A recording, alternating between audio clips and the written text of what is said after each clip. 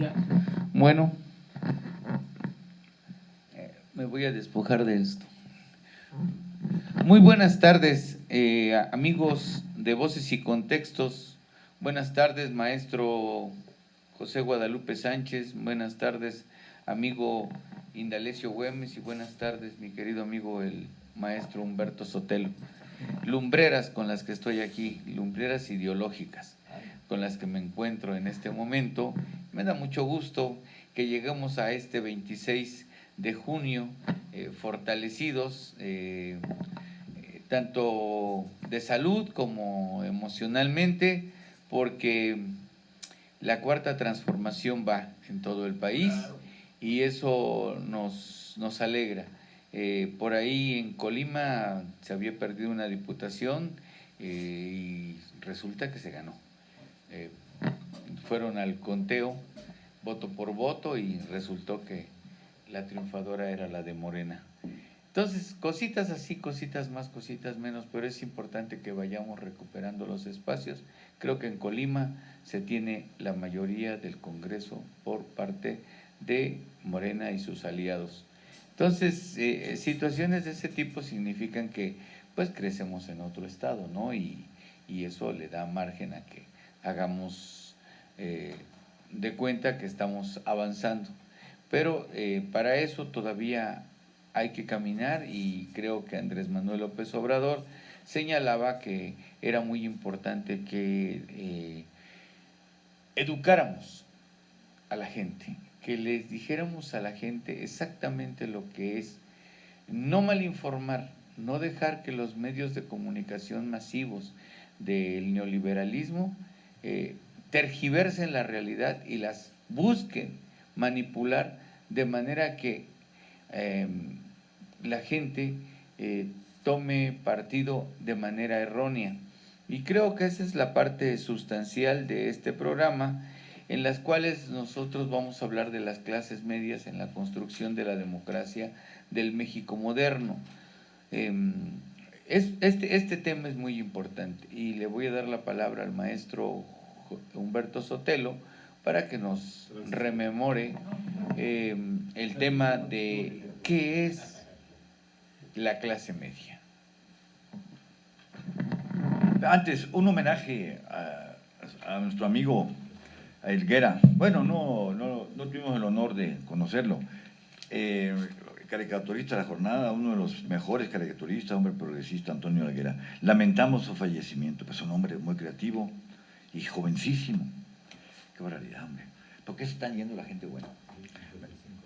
Mira, lamentablemente, pues, hombre, ¿qué podemos hacer, hombre? Qué barbaridad. La clase media es todo y nada. Creo. ¿En qué sentido? A reserva ahorita de escuchar las opiniones del compañero economista Indalecio Güemes, hay muchos criterios. Estaba revisando ese tema, unos dicen que la clase media es muy vago todo, que va desde los que ganan 10 hasta los que ganan 40, otros desde los que ganan 50 hasta los que ganan 100 al mes. Está un poco borrosa. Algunos economistas, el que es un economista de la jornada, muy prestigioso entre los economistas, que estableció el criterio de los deciles.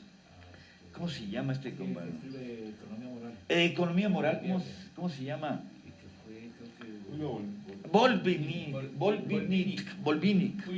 Julio Volvini. Él leyó sus libros y él sí tiene muchas cifras, así, estadísticas, muy descriptivas, muy clarito, él no establece criterios así a grosso modo, de los que ganan 40, establece incluso criterios de deciles. En este decil caben tales, en este otro decil va. Yo creo que en primer lugar atravesaría por un estudio a fondo de esta situación real, ¿no? De los deciles, de la cuestión económica, criterios ahí más aproximados. Es difícil decir científico, pero buscar que hubiera estudios reales sobre, tomando como parangón lo que se considera la canasta básica, los niveles de costo de la vida, tomar en cuenta todo, pero es tan borroso que no podemos decir a manera general, esto es clase media, ni tampoco estos son fifís. A veces, mira, yo soy de los que consideran a Obrador como, no como su ídolo, su profeta. Para mí Obrador es, pero a veces también dice cosas un poco vagas. Bueno, es humano, aunque no lo crea Delfino, es humano. En las mañaneras a veces se avienta un poco a decir pues, generalidades. Las clases medias, no sé si a veces lo dice de manera crítica o favorable, o a veces de manera... Y luego ayer dijo que un fifí era que alguien que ganaba, ¿cuánto? 500 millones de dólares. Eso. No, por favor, 500 millones de dólares son los por 5, 10 mil, ¿cuánto? ¿1.000 millones o 10 mil millones de pesos? No, de 20 mil millones. No. Yo creo que con trabajo, entonces apenas serían Slim, apenas serían Salinas, lo que ganan. No, yo creo que Obrador a veces... Bueno, esta discusión yo sugiero que vaya más allá de lo que dijo Obrador, con todo respeto a Obrador, porque a veces Obrador dice así cosas generalidades. Pero sería interesante armar un estudio en ese sentido, por un lado así con cifras estadísticas de las clases medias, tomando en cuenta esos estudios de Julio Volpin, que es el que más veo que se acerca a esos estudios en concreto, estadísticos, ¿no? Bueno, pero también hay un problema. Yo creo que puede ser un problema de interpretación. Clase media, antes se decía, hay dos clases, el proletariado, los obreros y la burguesía. No, hay un sector intermedio muy amplio. Es ahí donde está la discusión, la clase media. En los últimos tiempos la clase media se ha vuelto ya muy poco clase media, ha bajado mucho, se ha convertido, se ha proletarizado, pero en muchos aspectos nos falta aclarar muchas cosas. ¿Cuántos sectores de esta clase media que eran propietarios de su negocio, de la clase media que tenía su pequeña empresa, cuántos de estos núcleos se han evaporado? ¿Cuántos de nuestros núcleos con el neoliberalismo? Creo que ahí sí se han evaporado con el neoliberalismo todos estos grupos, ¿no? Los estudios de Gabriel Cariaga sobre la clase media creo que ya quedaron superados en ese aspecto.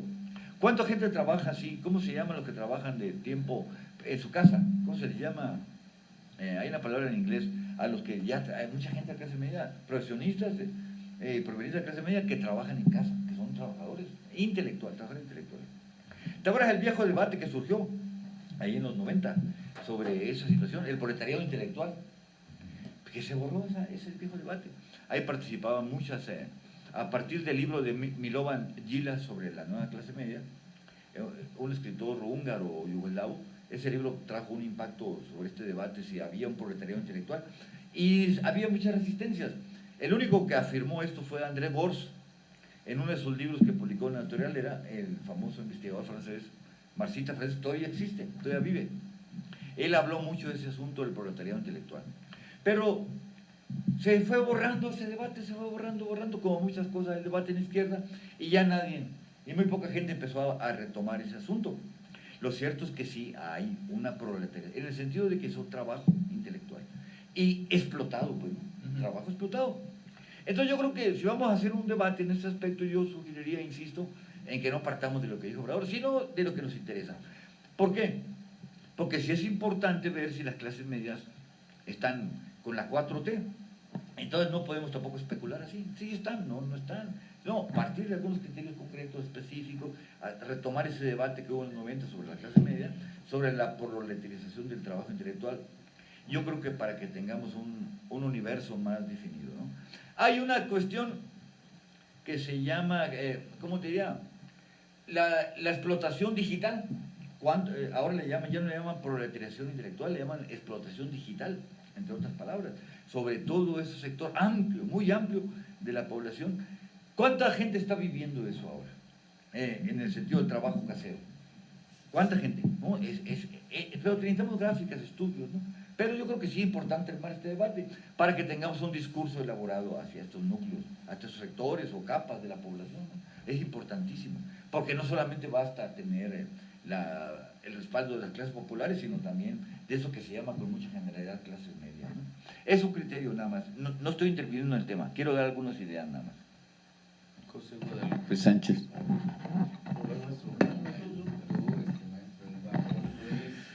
Bueno, la verdad es que este trabajo a mí me llamó mucho la atención y cuando lo planteó el maestro Delfino y del maestro Sinar, por algo que es muy sensible en estos momentos.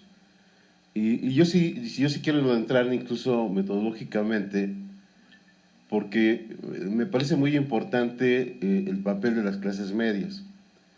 Primero, este aspecto que sin lugar a dudas hizo ver el maestro Humberto Francisco Sotelo.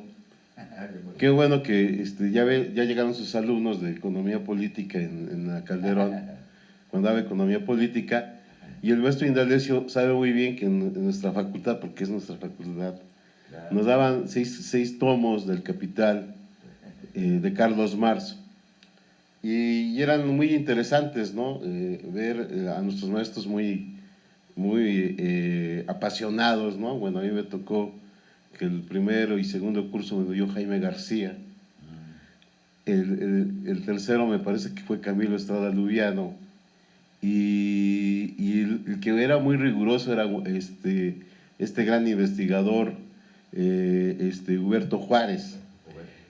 Y la verdad es que yo de manera muy particular estoy releyendo el Capital. Pero bueno, ¿qué decía ahí el concepto bien claro que dice el maestro Huberto Sotelo? Esta idea de que el proletariado es aquel que vende su fuerza de trabajo. El burgués es el dueño de los medios de producción.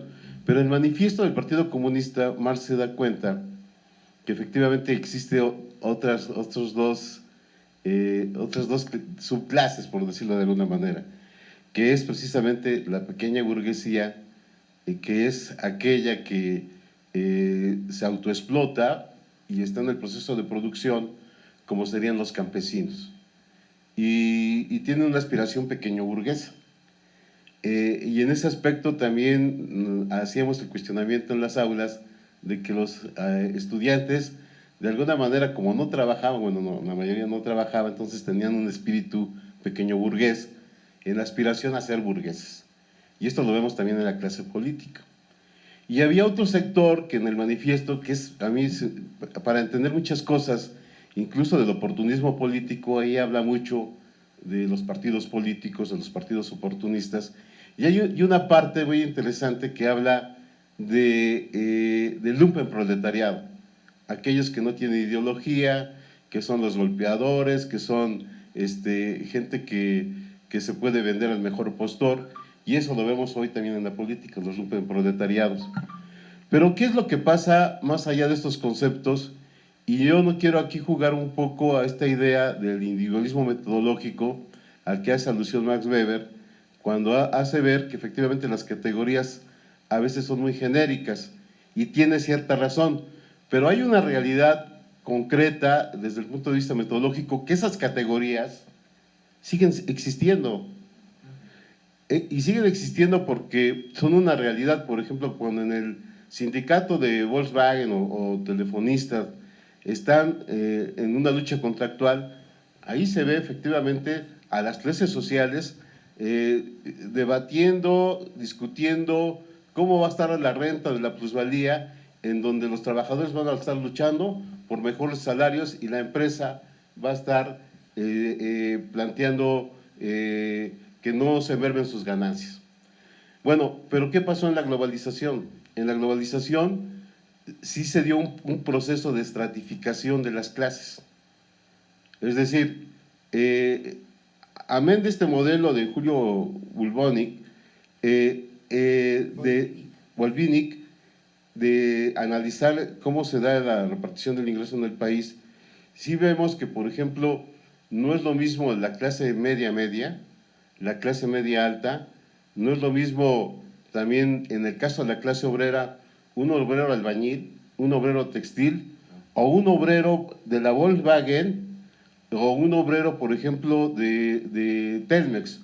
Algunos, fíjense que contradictorio, algunos, por ejemplo, obreros de la Volkswagen tienen un nivel de conciencia de clase enorme, pero hay otros también muy conservadores porque andan en su Tiguan, andan en su Jetta y se desclasan, ¿no? O en el caso de los Telmex, algunos obreros se sienten hijos del Slim y se sienten, por ejemplo, que como son accionistas, son parte de la empresa, ¿no? Y entonces en ese sentido también hay un proceso de desclasamiento. Y entonces en ese sentido, efectivamente la globalización nos dio también que la propia burguesía se estratifique. No es lo mismo, por ejemplo, hablar en nuestro país del Consejo Coordinador Empresarial de Coparmex o de Canacintra, o incluso de los hombres de negocios, que son los que tienen más dinero en nuestro país, el Consejo de Hombres de Negocios. Entonces, ese es el proceso, desde mi punto de vista, que ocasionó, que incluso en términos electorales había que analizar. Sí hay un proceso de estratificación enorme, pero evidentemente que estas categorías que hizo Marx siguen prevaleciendo. Y bajo esa tesitura, cuando hacemos una estrategia electoral, si no tomamos en cuenta estos aspectos, pues creemos que todos son iguales. Y hablemos también incluso del campesinado. No es lo mismo un ejidatario que tiene 5 hectáreas a un ganadero que tiene 600, que supo encubrir su propiedad y legitimarla, a pesar de que la ley agraria lo diga de manera distinta, y este proceso de privatización. Y algo bien interesante que dice el maestro Sotelo, este proceso que ha tenido, por ejemplo, el desarrollo económico de nuestro país, sí ha llevado a una pauperización de las clases medias. Y precisamente esta pauperización los ha llevado a un proceso de desclasamiento, de no entender las contradicciones y ser, ahí voy, y es el punto que de alguna manera toca Andrés Manuel López Obrador, los ha llevado a un enajenamiento y una manipulación enorme. Y entonces, cuando se toca el tema del papel, ya entro ya en la construcción de la democracia, y ahí termino, el papel que han jugado las clases medias en nuestro país, claro que sí han sido detonantes de grandes cambios.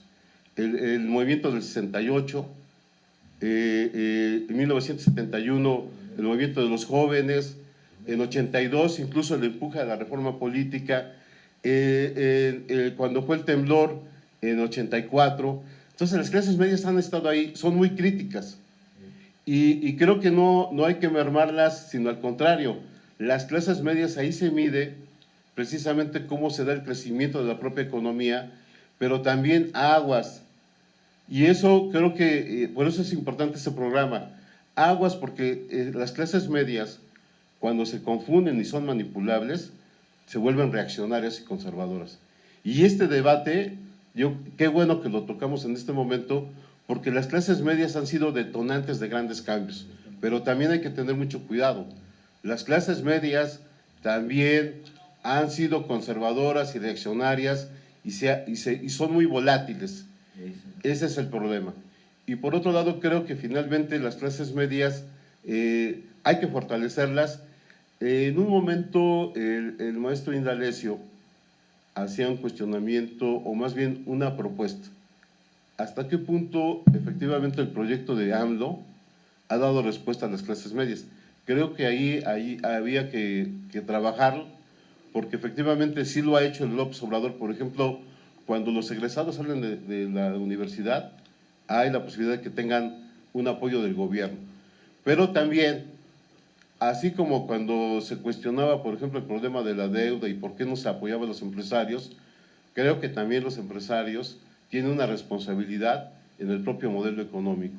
Y en ese sentido me parece que el tema, qué bueno que lo tocamos, y creo que el problema también es un problema de concientización hacia las clases medias. Y yo nada más terminaría en algo bien interesante y un reclamo a las clases medias de la Ciudad de México. Sin lugar a dudas, las clases medias en nuestro país, de la Ciudad de México, han sido revolucionarias, han sido radicales, han sido comprometidas con la izquierda, y a mí sí me tiene preocupado el hecho de que las clases medias en la Ciudad de México se fueron manipuladas por lo del metro, y yo también estoy un poco de acuerdo en el caso del maestro Sotelo cuando dice que el tema no lo manejó muy bien López Obrador, pero también ha dicho cosas reales. Las clases medias sí se vuelven reaccionarias y conservadores y aguas. Y este debate yo lo tengo de manera permanente, porque de repente vemos a clases medias que se aburguesan, que se desclasan y se olvidan de dónde vinieron. Muchas gracias. Ahora sí, nuestro amigo Indalecio Güemes, pues del punto de vista del economista. Bueno, Antes de entrar a la… o sea, primero una precisión. O sea, en el Capital no solo se habla de proletariados y de burgueses. Es decir, hay un análisis donde, cuando se plantea la metamorfosis del capital, como hay una burguesía comercial, productiva, industrial, financiera, bancaria, digamos, hay ahí y en contraste también hay, es decir, en términos del proletariado, digamos, la diferenciación entre el trabajo simple potenciado, es un poco el intelectual, pero ha evolucionado mucho el asunto, digamos, y yo creo que hay que entender que estamos en un quiebre, toda la influencia neoliberal, es decir, es impresionante, pero en términos de medición de la pobreza, la pobreza extrema, de la clase media, de etcétera, etcétera, o sea, está muy bien medido, pero es desde el punto de vista económico. Yo creo que esa es una limitante. Lo que hicieron los neoliberales es separar el análisis económico del análisis político y del análisis social. Entonces creo que eso ha limitado mucho el asunto. Recuerdo estudios de hace tiempo donde se planteaba no precisamente es decir, la clase media o digamos los distintos sectores en función de los proyectos políticos, ideológicos a los que se identificaban. Y entonces creo que, digamos, es un abanico porque hay mucha clase media, digamos, que se identifican con un proyecto, en este caso los conservadores, pero también hay mucha clase media que nos identificamos, bueno, no quiero ubicarme en una, digamos, todas las encuestas resultan que del 100%, el 80 y tantos por ciento se ubican como clase media, ¿no? Entonces, el punto está en estos proyectos, es decir, faltan estudios sociológicos, antropológicos, etcétera, que aborden este aspecto de manera distinta. O sea, está muy trabajado desde el punto de vista técnico. Volvinic incluso se inclina y dice abiertamente que él es marxista. Digamos que el estudio y hace muy buenas, tiene estudios sobre también el campesinado. Es decir, es muy completo los estudios que ha hecho Julio Volvinic. En el campo económico, ¿no? Pero no claro, falta esa parte. Y yo creo que hay que ver la manera de cómo ampliar esta parte, es decir, porque desde el punto de vista económico está resuelto y además es muy reduccionista, muy limitado, ¿sí? Porque hay, por ejemplo, pobres, digamos, o campesinos, y está bien, que por condiciones muy definidas se identifican fácilmente con posiciones conservadoras. O sea, es increíble, ¿no? Y hay estudios de Lukács, de la conciencia en sí, para sí, etcétera, etcétera, que es muy interesante, como sectores, hay un proyecto que los va a beneficiar a ellos y votan en contra de ese proyecto que los va a beneficiar a ellos. Entonces creo que sí hay ahí que hay que, digamos, para poder analizar bien el asunto de lo que planteó nuestro presidente, hay que ubicarlo y efectivamente hay muchos vacíos y ahí sí los reclamos son para los sociólogos, en fin, en la UNAM, en fin, yo creo que habría que avanzar por ahí. Ahora, lo otro, creo que el proyecto de la Cuarta Transformación y que dirige López Obrador, lo que quiere hacer es que crezcan las clases medias, pero a diferencia del neoliberalismo, es decir, crecían las clases medias, pero pauperizando los de arriba hacia abajo. Aquí es al revés, es decir, que los de abajo se incorporen a la clase media, digamos, en términos estadísticos o en términos numéricos. Es decir, es algo que hay que destacar. Y efectivamente, todos los estímulos, toda la propuesta, no solo apoya a los que menos tienen, pero es el propósito de que vayan escalando. Ese es un modelo completamente distinto al neoliberal, es decir, de abajo hacia arriba. o primero los pobres, por el bien de todos, primero los pobres, pero en una dinámica, en un ciclo, digamos, que tiene que ir madurando y que efectivamente se tiene que ir escalando. Entonces creo que es lo que, desde mi punto de vista, digamos, en esta discusión. Muchas gracias. No me equivoqué cuando decía que estaba con tres lumbreras de la teoría, de la economía, de las ciencias sociales y también de la política. En estricto sentido, nos remitimos precisamente a los clásicos porque en ellos absorbimos el conocimiento en esa etapa de nuestro paso por la universidad y algunos pues caminamos por la senda de lo que es la teoría marxista-leninista, de lo que fue el desarrollo de los pensamientos clásicos de aquella época y que vinieron a nutrirse con muchos teóricos mexicanos, sobre todo algunos españoles que provinieron de la guerra civil y llegaron a México y se establecieron y pues dieron pie a también entrar en el campo de la filosofía sobre este tema. Es indudable que se establecían las clases sociales en base a lo que tienen, a lo que poseen y a de lo que carecen. Y en ese sentido, pues hablamos precisamente de lo que era la burguesía y el proletariado y esa clase media e intermedia en la cual hubo incluso polémicas. Aquí se podrían generar muchas. Por ejemplo, si el campesinado es burguesía o proletariado, ¿no? Y dentro del mismo campesinado hay sectores en los cuales son poseedores de grandes dimensiones de tierra, en el mismo campo agrícola son poseedores de grandes cantidades de cabezas de ganado e indudablemente que ellos no entran como proletariado agrícola, como sí lo es un campesino que lo único que tiene para poder subsistir en el campo es su fuerza de trabajo. Y precisamente eso es lo que establece la diferencia. Sin embargo, el desarrollo social, político, económico, en lo que es la etapa del desarrollo de las tecnologías, da pie a mucho más cosas, ¿no? En el cual nosotros necesitamos establecer cuáles son los parámetros en los que se puede establecer la cuestión de las clases medias.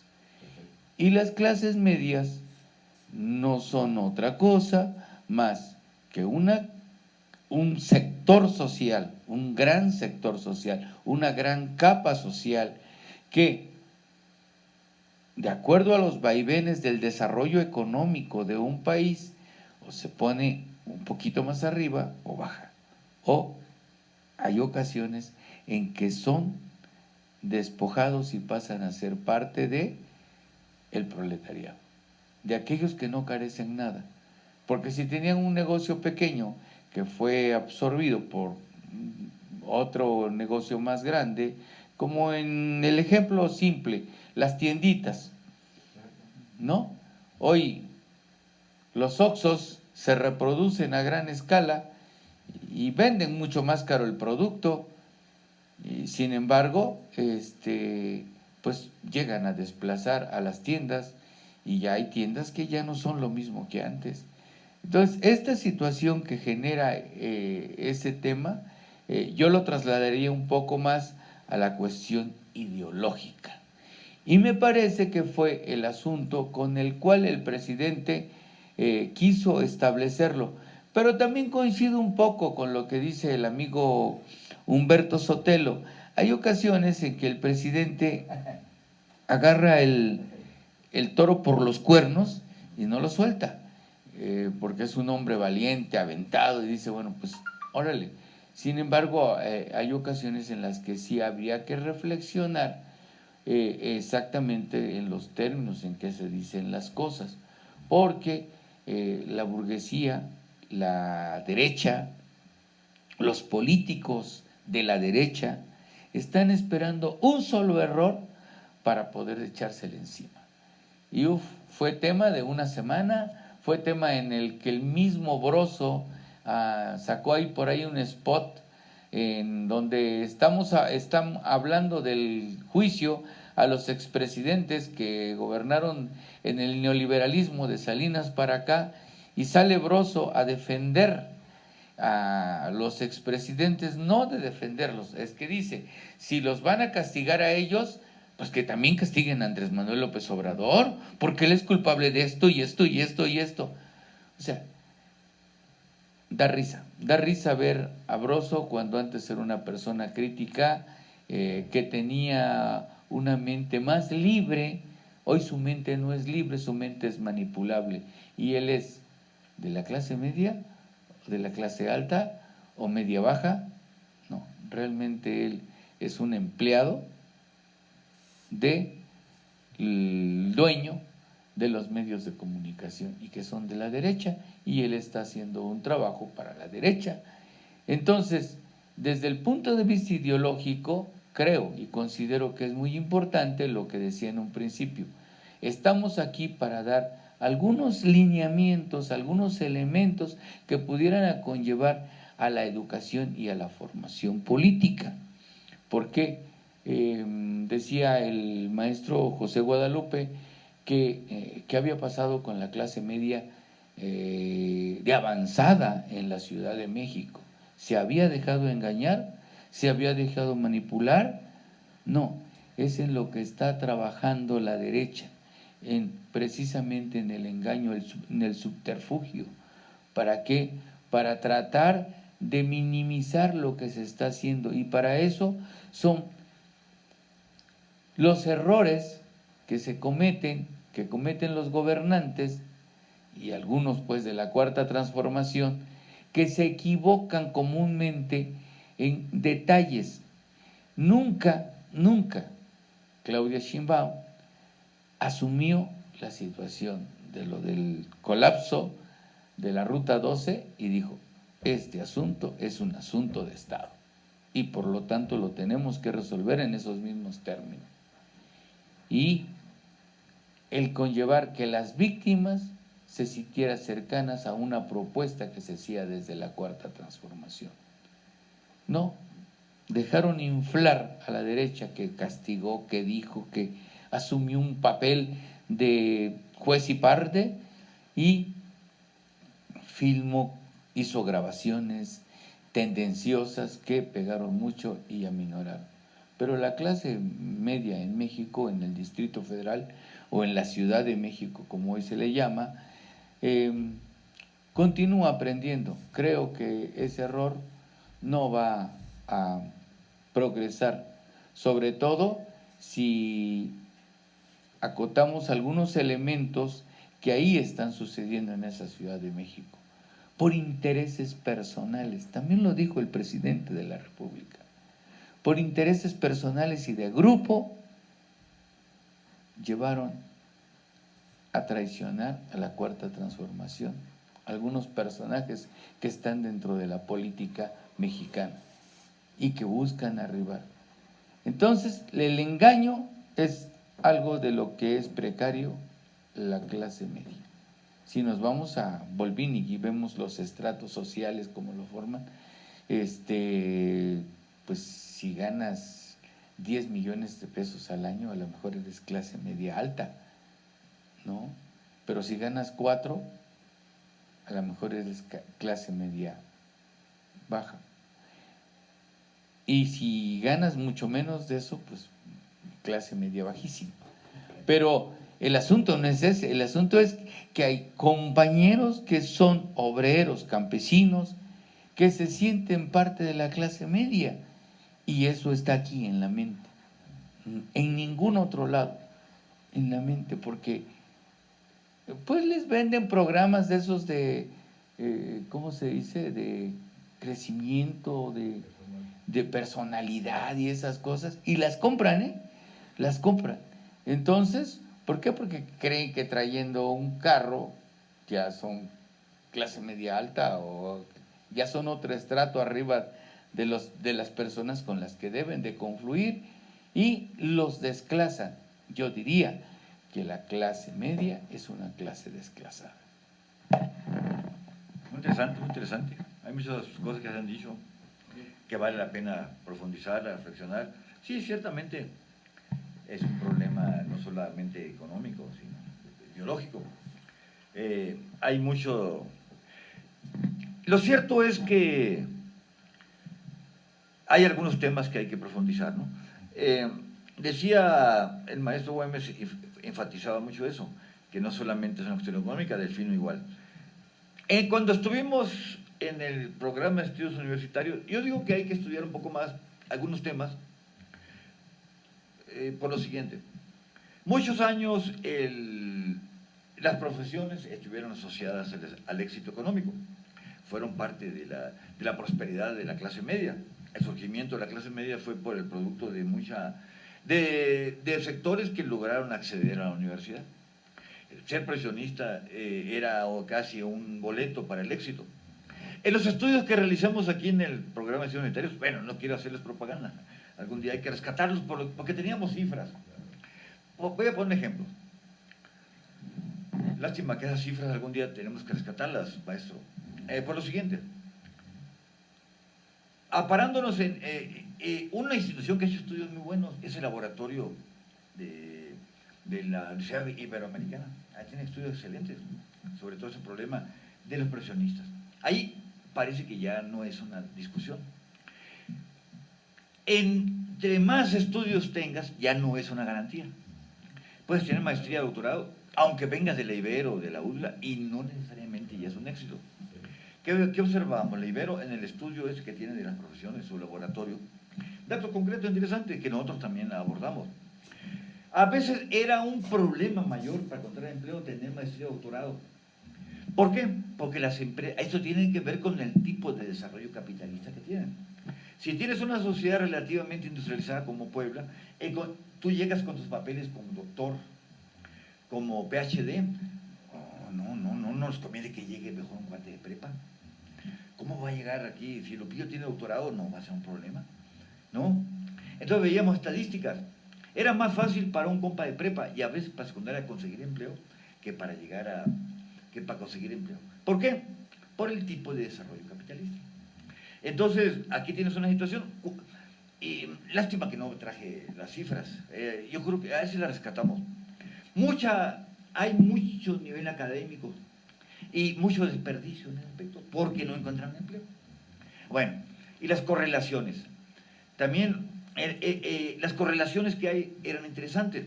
No necesariamente por el hecho de tener doctorado o maestría o niveles otros, corresponde a tu calidad de salario. No necesariamente. Es otro problema. En ocasiones, las licenciaturas, teniendo licenciado, a veces tenían más posibilidad de tener mejor salario. Tiene que ver con otros fenómenos complejos.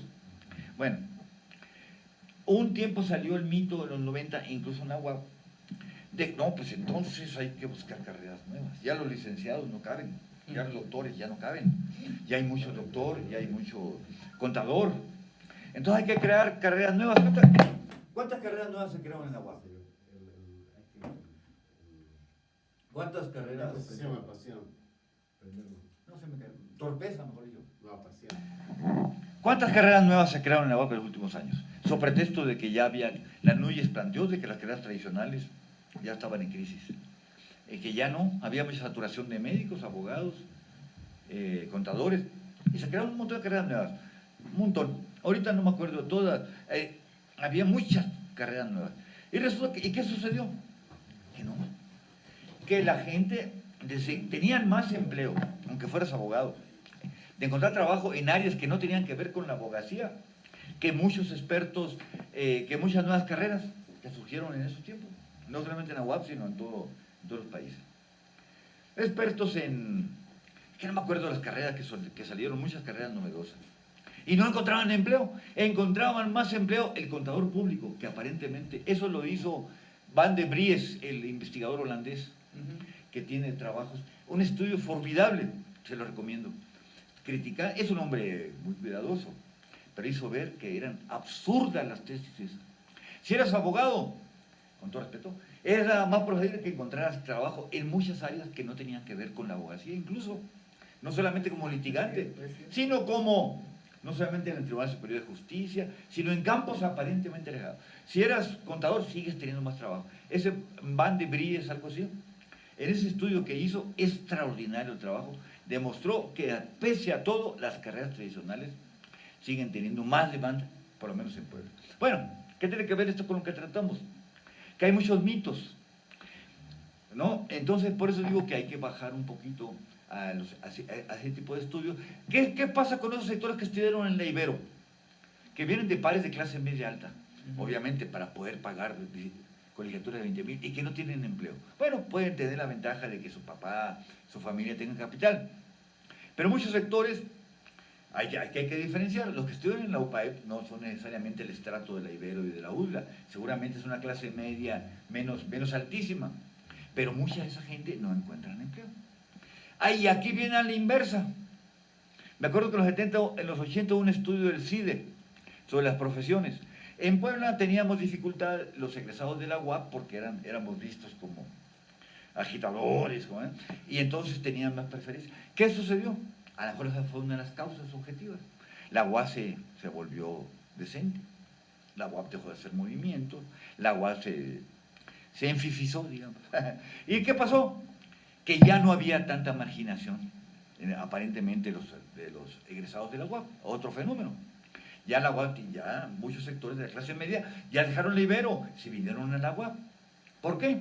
Porque tanto la situación que decía el maestro Güemes de que ya los salarios empezaron a bajar, entonces tuvieron que buscar a la universidad pública. Son de esos fenómenos que explican, digo, para ir más allá también de la ideología. Es importante la ideología, pero también los factores objetivos de la ideología. ¿Por qué los estudiantes de la UAP ahora? He platicado con muchos jóvenes.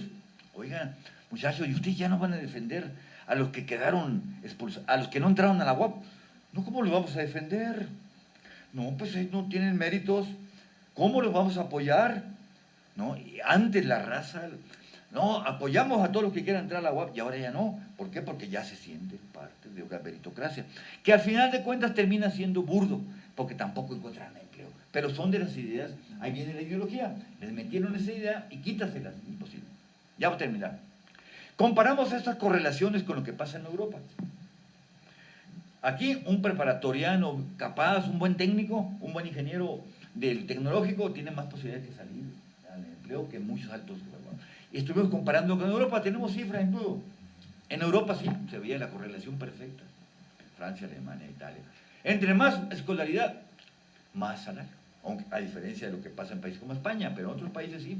Entre más nivel académico, sí, se veía una correlación muy precisa, mayor salario.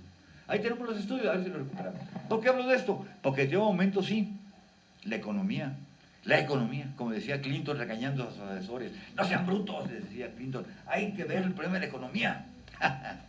Fue famosa su frase. Pero también estoy de acuerdo con la ideología. Camín insiste mucho en eso. El intelectual de los fifís, no, el PRI creó una clase media, esa clase media que es la que necesitamos defender frente a Obrador, esa clase media consumista, esa clase media que tuvo un estatus a nivel alto, es la clase media que debemos orientar contra Obrador. Sí, hay cuestiones de ideología, pero es un debate que a lo mejor no nos va a dar tiempo ahorita a agotarlo, pero muy interesante.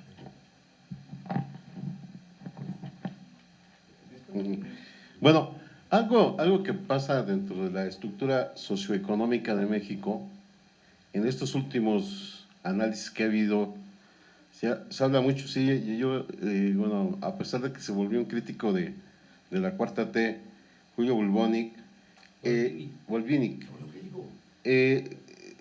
y de alguna forma ha sido un científico, economista muy crítico. Creo que ha hecho estudios muy importantes, pero viendo la estructura de nuestro país, el 70% de la población sigue en la pobreza. El 30% sí tiene acceso a un salario digno que le permite vivir bien, es decir, tiene seguridad social, tiene buen salario, tiene buen ingreso per cápita, etc.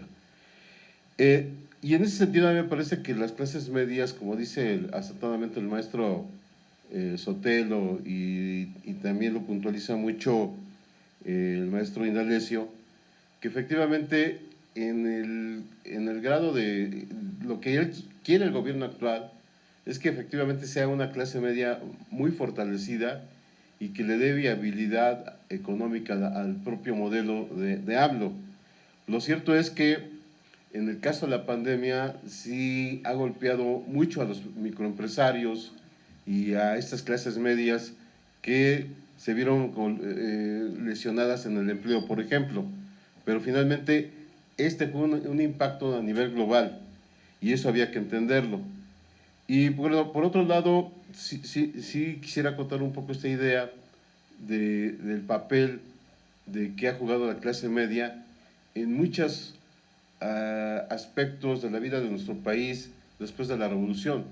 La clase media ha sido generadora de cambios, ha sido una clase media crítica, analítica, y me parece que ese es el gran problema que hoy y el gran reto de la 4T, de involucrarlas en la discusión, pero también en el propio modelo económico, y me parece que las clases medias también se ha visto, así como dicen los maestros, desde el punto de vista económico, creo que sí, ya quedó muy claro cómo se va definiendo la clase media, pero también en términos culturales.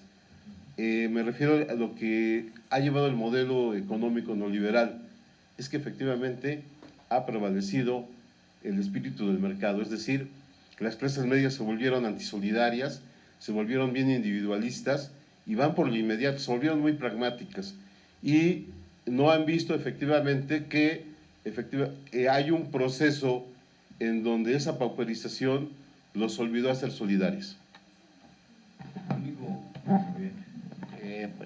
Sí, creo que como dice el maestro Sotelo hay que rescatar esos datos, digamos, sí, yo creo que es muy importante, pero para contribuir por un grano de arena. Exactamente. Yo solo quiero plantear dos cosas.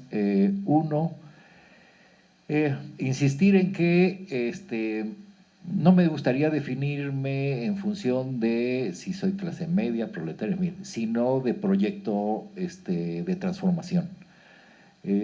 Yo creo que existimos una cantidad muy importante, ha sido una característica de la clase media en este país, bueno, lo meto eso, pero en función de los proyectos transformadores. Y yo creo que este es un proyecto transformador que va, digamos, es decir, está pegando de manera muy fuerte las raíces ideológicas de todo lo que fue el neoliberalismo. Es decir, creo que eso es una de las cuestiones muy importantes. Y digamos, la propuesta del presidente Obrador es reciclar, digamos, no está en contra de, en términos, es decir, desde el punto de vista económico es refuncionalizar, es echar a andar, apoyos a los pequeños empresarios, apoyos abajo, en fin, en distintos lados porque dinamiza la parte económica. Y el segundo, digamos, en este proceso, generar el crecimiento de los sectores que están abajo y que puedan ir escalando. Digamos, este es el proyecto al cual yo estoy de acuerdo. Y hay otros que están en contra de este proyecto y que no quieren efectivamente eso, es decir, que de abajo puedan ir escalando hacia otro punto, ¿no? Un punto mejor en condiciones de vida, existencia, etcétera. Ese es, digamos, un asunto que lo quiero subrayar. El otro, no lo hemos tocado, pero no tocamos un aspecto que es clave, el asunto de los medios. O sea, el asunto de los medios, y digamos, y en este proceso ideológico, cultural, etcétera, etcétera, porque los medios están intactos, es decir, y siguen impulsando la idea del neoliberalismo. O sea, eso que ni qué decir. Creo que en esa parte, por eso este programa juega su papel en contra de, pero seguimos siendo minoría en ese nivel. Es decir, ¿qué hacen los medios? Seguir defendiendo un proyecto que atentó en contra de todos los mexicanos, o la mayor parte de los mexicanos, incluso contra sectores de la burguesía. Es decir, estaba muy claro los que eran beneficiados del régimen neoliberal, dentro de, o sea, arriba. Entonces, sí quería yo mencionar que no hemos tocado mucho, pero que sí es importante, el papel de los medios, televisión, radio, articulistas, en fin, todos esos medios, si observan, estoy de acuerdo con López Obrador, le pongan en radio, le pongan cualquier estación y de manera velada, de manera directa, están las críticas en contra de este proceso de transformación. No se digan los articulistas, en fin, pero están haciendo un papel, es decir, están identificados con un proyecto conservador, así lo diría, y contra eso tenemos que ir luchando y haciendo conciencia. Estoy de acuerdo. ¿Quieres opinar algo? No, gracias. Bueno, yo nada más diría este aspecto bien importante digamos, cómo las clases medias llegan a un proceso de concientización y de hartazgo. Y eso sucedió en el 2018. Es decir, si lo vemos en términos de las estadísticas, vamos a ver que los jóvenes y las clases medias votaron por AMLO. Y si vemos ya en este proceso cómo las clases medias como que empiezan a cuestionar, y es muy volátil, ¿no? Por este fenómeno cultural que dice Indalecio, del papel de los medios de comunicación. Y luego, yo nomás quería apuntar algo bien interesante que está sucediendo en los sindicatos, con esta reforma laboral. Es decir, todavía sigue habiendo el control corporativo de los líderes charros, etcétera. Y hoy vemos un proceso muy interesante en donde la clase obrera dentro de los sindicatos empieza a discutir y analizar las revisiones contractuales, la rendición de cuentas, que ya es parte de la reforma laboral, y es una clase media que también está en un proceso de concientización. Yo hablaba, por ejemplo, ahorita de la Volkswagen o de los trabajadores de Telmex. A pesar de su nivel que es aceptable, que tiene un buen nivel de vida, son gente que también ha llegado a un nivel de concientización y que pide también cambios en la vida interna de sus sindicatos en un proceso de concientización de clase. Muy bien, pues ya vieron, o sea, no queríamos profundizar tanto, pero creo que lo estamos haciendo. Me parece que el tema queda ahí para que continuemos abordándolo en algunos otros momentos en que se necesite, y como decía el maestro Sotelo, habría que leer, investigar, para tener datos, cifras que nos pudieran brindar algún parámetro de medición de dónde dejas de ser clase media y dónde eres burguesía y dónde eres proletariado, que no es muy difícil, pero bueno, en donde tenemos trabas es ahí con la clase media. ¿Quiénes son clase media? ¿Por qué salió el tema de la situación del análisis sobre la clase media? El 1 de agosto se va a llevar a cabo la consulta ciudadana para el sí o el no sobre la sanción o juicio a los expresidentes que tuvimos desde el 88 hasta el 2018. Entre ellos, Carlos Salinas de Gortari, Ernesto Zedillo Ponce de León, el señor Vicente Fox, el señor Felipe Calderón y, por último, el señor Peña Nieto. En ese sentido, estamos creciendo como red. Tenemos una red de ahí en la cual estamos invitando a que nos sumemos a esta tarea. Esta tarea tiene la función precisamente de concientizar y llevar a la gente a que opine. ¿Por qué? Porque lo más importante es que esa opinión va a ser vinculante.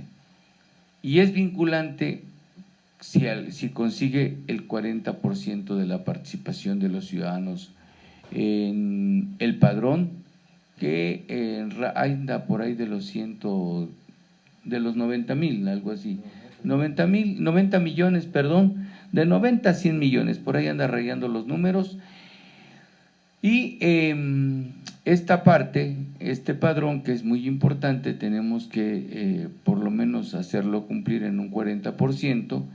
Ya están dando en el INE los preparativos de cuáles van a ser las mesas de consulta, en qué ciudades, y es muy importante que pues nos levantemos y vayamos a decir por qué estábamos hartos de esos presidentes, por qué estábamos hartos de ese sistema en el cual el neoliberalismo sentó sus reales sobre la demás población. Y eso es el asunto. O sea, porque hubo un hartazgo. En el 2018, lo que se reflejó, aparte de la simpatía que despertó Andrés Manuel López Obrador, fue el hartazgo social que había en las clases sociales desprotegidas, en la misma clase media, y por qué nos llevaron a acabar por medio del voto con esa gente que tanto daño le ha hecho a México. Pues ese sería el preámbulo de cómo podemos entrarle y cómo saldrían las ideas de aquí, de esta mesa, de cómo entrarle para concientizar a la gente y llevarla a la consulta este 1 de agosto. Se lo devolvemos a usted para que nos diga cómo le hacemos, cómo invitamos, cómo… No, pues, Falta todavía tiempo, ¿no? bueno, subrayo de manera muy rápida el asunto. No se ha dado la envergadura que tiene esto. La primera vez es la experiencia, es decir, estamos pasando en las pasadas elecciones de democracia representativa, y este proceso es de un ejercicio de democracia participativa. Es decir, es una cosa muy importante. Dos, el INE, se quiera o no, por ejemplo, de las casillas que se pusieron en el pasado proceso electoral, solo se van a instalar una tercera parte. Es decir, es impresionante, digamos, se reduce de manera muy fuerte la responsabilidad del INE. Bueno, le ponen que los recursos, etcétera. Yo creo que hay que, como es un proceso ciudadano, hay que organizarnos. Y hay que organizarnos por distrito. Comento, ahí en el Distrito Federal, van a ser en función de los distritos federales, no locales. Es decir, del 1 al 15, y entonces todavía no se saben dónde van a estar las casillas. Obviamente se van a reducir de manera muy importante, y recomiendo que se organice uno por distrito, por colonias, porque hay que, nuevamente, hay que hacer todo el esfuerzo para que lleguemos a la meta que se requiere. Miren, les voy a comentar, para Puebla la cuota son 1,900,000 votos, y para poder comparar, en el 2018 López Obrador consiguió 1,700, es decir, que todavía son 200,000 votos más. Mucha gente está viendo la manera para que no se llegue a ese número y no sea vinculante.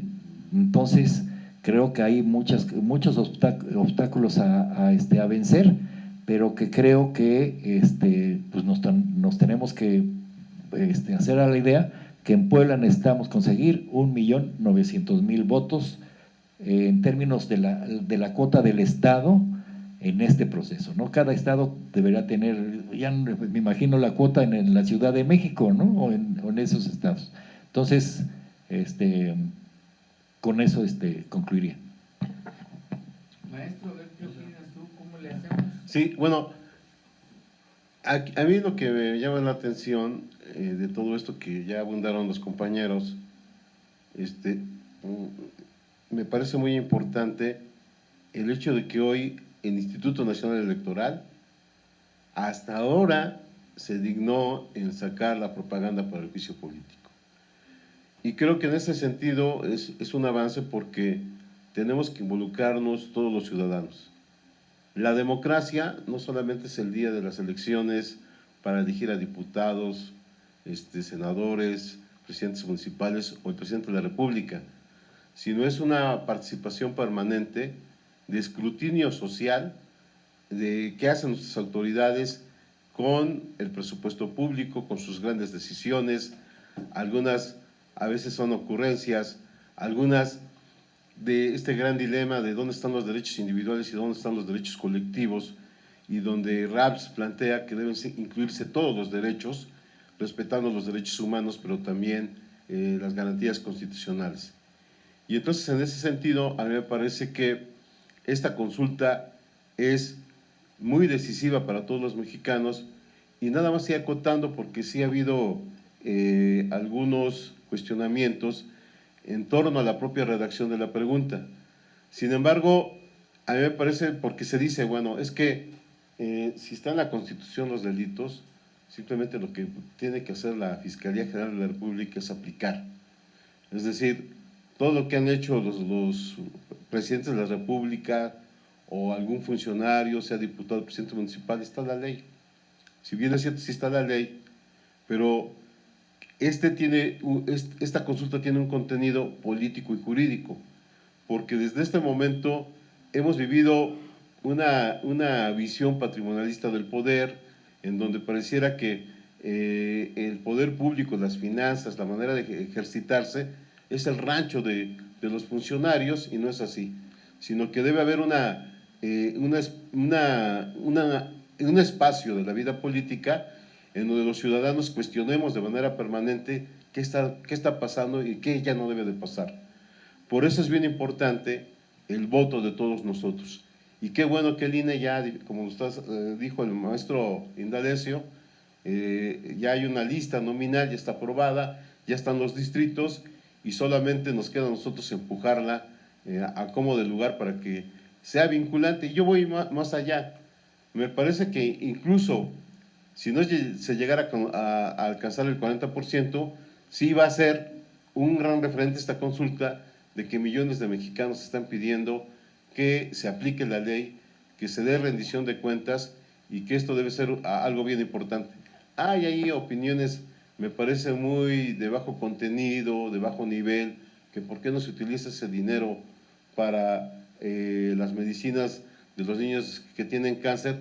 Bueno, el gobierno federal ha hecho todo lo posible por conseguir las medicinas, hay una escasez, pero el gobierno de alguna manera siempre ha estado permanente, y vemos también que se hace un lucro político con este problema, y bueno, hoy vemos cómo el gobierno, que ya no hablamos del tema, ha gastado infinidad de dinero, por ejemplo, para resolver la pandemia, y yo no dudo que el gobierno está haciendo todo lo posible para este punto, pero no comparemos en algo que tiene que ver con las finanzas, con la corrupción de este país, que dejaron los gobiernos neoliberales, en donde los ciudadanos dicen ya basta. ¿Ya? ¿Usted? No, ya. De acuerdo. Bueno, como hoy este es un programa transmitido a todos ustedes de manera, ¿cómo se dice? Diferida. Les queremos enviar un fraternal y combativo saludo. Los invitamos a todos ustedes, los que nos escuchan, a participar el 1 de agosto en la consulta ciudadana, sembrando las bases de la democracia participativa, para que pues vayamos por el sí o el no, de la sanción y el castigo para los expresidentes que gobernaron del 88 al 18 en el neoliberalismo. Muchas gracias, nos estamos despidiendo, ya nuestro amigo Humberto Sotelo sale corriendo y pues por ahí iremos nosotros. Muchas gracias, muy amable a nuestro amigo y director ejecutivo, el compañero Sinar Suárez Sánchez. Muchas gracias. Gracias.